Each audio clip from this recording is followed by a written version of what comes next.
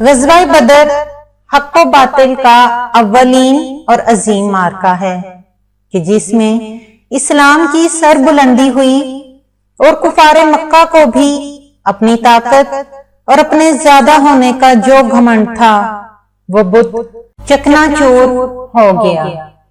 غزوہ بدر میں صرف 313 مجاہدین اسلام نے کہ جن کی قیادت خود نبی پاک صلی اللہ علیہ وآلہ وسلم نے کی تھی، کفار مکہ کے 1000 سے زائد جنگجو اور نمایاں شخصیات کا غرور پاش پاش کیا تھا۔ اسی وجہ سے اللہ تعالیٰ نے اس دن کو قرآن پاک میں یوم الفرقان یعنی حق و باطل میں امتیاز کا دن قرار دیا ہے۔ غزوہ بدر 17 رمضان المبارک 2 ہجری اور 624 عیسوی میں رونما ہوا۔ آغاز رمضان میں حضور پاک صلی اللہ علیہ وآلہ وسلم کو خبر ملی کہ ابو سفیان کی قیادت میں قریش کا قافلہ سامان تجارت لے کر شام سے مکہ آ رہا ہے، تو آپ صلی اللہ علیہ وآلہ وسلم نے مسلمانوں کو اس قافلے کی طرف خروج کا حکم دیا۔ مسلمان بغیر کسی جنگی تیاری کے اس طرف بڑھے۔ ابو سفیان جس کو ہر وقت یہ خطرہ لاحق تھا کہ قافلے پر مسلمان حملہ نہ کر دیں، اسے جب مسلمانوں کے خروج کا علم ہوا تو اس نے ایک قاصد قریش کی طرف بھیجا اور انہیں کہا کہ مسلمان قافلے کو لوٹ لیں گے۔ اہل قریش جو پہلے ہی مسلمانوں سے خار کھاتے تھے اور جنگ کرنے کا بہانہ ڈھونڈتے رہتے تھے، پوری جنگی تیاریوں کے ساتھ روانہ ہوئے۔ آپ صلی اللہ علیہ وآلہ وسلم کو جب قریش کے ارادوں کی خبر ہوئی تو آپ صلی اللہ علیہ وآلہ وسلم نے راستے میں ایک مقام بدر نامی پر پڑاؤ ڈالا۔ بدر ایک کنویں کا نام تھا جو کہ مدینہ سے تقریباً 70 میل کے فاصلے پر واقع تھا۔ مکہ کا جنگی قافلہ بھی اسی مقام پر آ کر رک گیا اور یہیں پر حق و باطل کی پہلی جنگ ہوئی۔ نبی پاک صلی اللہ علیہ وآلہ وسلم کے اس تپتے ہوئے صحرا میں قیام کے ساتھ ہی اللہ تعالیٰ نے باران رحمت برسا دی اور مسلمانوں نے حوض بنا کر پانی کی کمی کو پورا کیا، اور تمام رات حضور پاک صلی اللہ علیہ وآلہ وسلم اپنے خالق و مالک کی بارگاہ میں فتح و نصرت کی دعائیں مانگتے رہے۔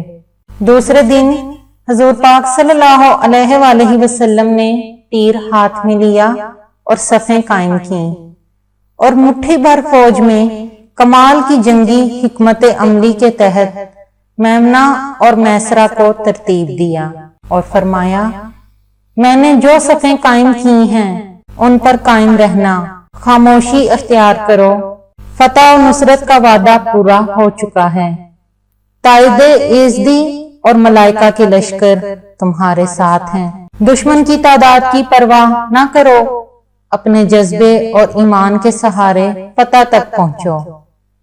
یہ ولولہ صف در صف مسلمانوں کے دلوں میں اترتا چلا گیا۔ حضور پاک صلی اللہ علیہ وآلہ وسلم نے 2 علم تیار کیے تھے۔ مہاجرین کا پرچم آپ صلی اللہ علیہ وآلہ وسلم نے حضرت علی علیہ السلام اور انصار کا پرچم سعد ابن عبادہ رضی اللہ تعالی عنہ کو عطا فرمایا۔ دوسری جانب سے بھی لات و عزا کے نعرے بلند ہوئے۔ مسلمانوں کو اس پار لشکر مکہ میں اپنے خون کے رشتہ دار نظر آئے، لیکن اللہ اکبر اور لات و عزا کے نعروں نے فوری فرق کو واضح کر دیا۔ کفار کی صف میں سے 3 آہن پوش آئے اور حل من مبارز کا نعرہ بلند کیا۔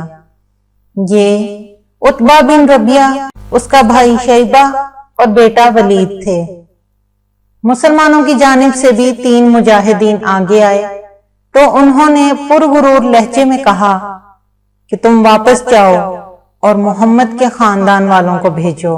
ان کی اس پرغرور للکار پر حضرت محمد صلی اللہ علیہ وآلہ وسلم نے حضرت حمزہ، حضرت عبیدہ اور حضرت علی علیہ السلام کو مقابلہ کرنے کا حکم دیا۔ عتبہ حضرت عبیدہ کے مقابل، شیبہ حضرت حمزہ کے مقابل، جبکہ ولید حضرت علی علیہ السلام کے مقابل آیا، اور کچھ ہی لمحوں میں ان کے سر تن سے جدا ہو گئے، جبکہ حضرت عبیدہ رضی اللہ تعالیٰ عنہ بڑھاپے کی وجہ سے زخمی ہوئے، تو حضرت حمزہ اور حضرت علی علیہ السلام نے عتبہ کا بھی کام تمام کیا۔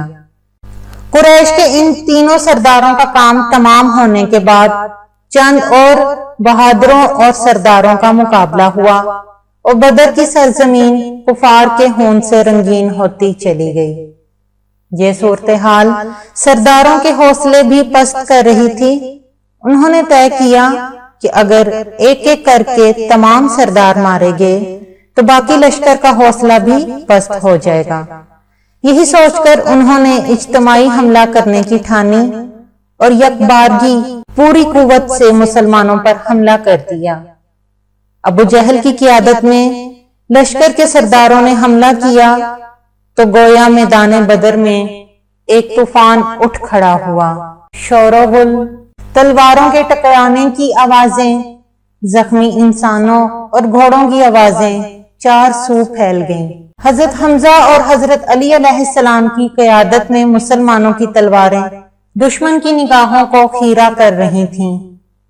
حضرت حمزہ اور حضرت علی علیہ السلام جس صف کا رخ کرتے اس کے گویا آخر تک جا پہنچتے۔ قریش کی صفیں درہم برہم ہو گئیں۔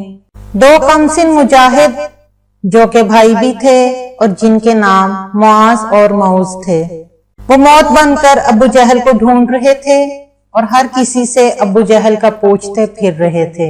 بلاخر نشاندہی ہونے پر اس کے سر پر جا پہنچے اور اس پر حملہ کر دیا۔ اکرمہ بن ابو جہل کے حملہ سے معاذ کا بازو کٹ کر لٹکنے لگا تو انہوں نے پاؤں رکھ کر اسے اپنے جسم سے جدا کیا۔ وہ دونوں پورے حوصلے سے ابو جہل پر ٹوٹے اور اسے خاک و خون میں نہلا دیا۔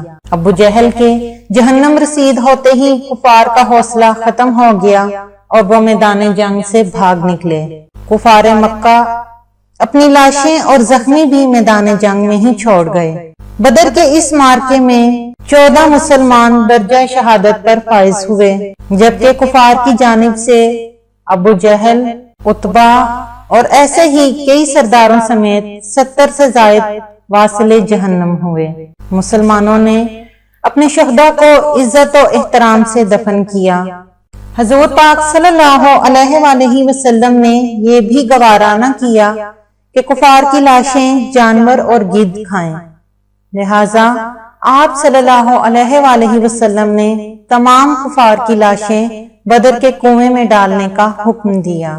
حق و باطل کے اس مارکہ میں کہ جس میں کفار یہ زوم لے کر آئے تھے کہ مٹھی بھر مسلمانوں کو نیست و نابود کر دیں گے، وہاں اللہ تعالیٰ نے اپنے محبوب صلی اللہ علیہ وآلہ وسلم کی دعا قبول فرمائی اور مٹھی بھر مسلمانوں کو بے سر و سامانی کے عالم میں بھی کامیاب و سرخرو کیا، اور یہ بات کفار مکہ پر ثابت کی کہ حق قائم و دائم رہنے والا ہے اور باطل مٹ جانے والا ہے۔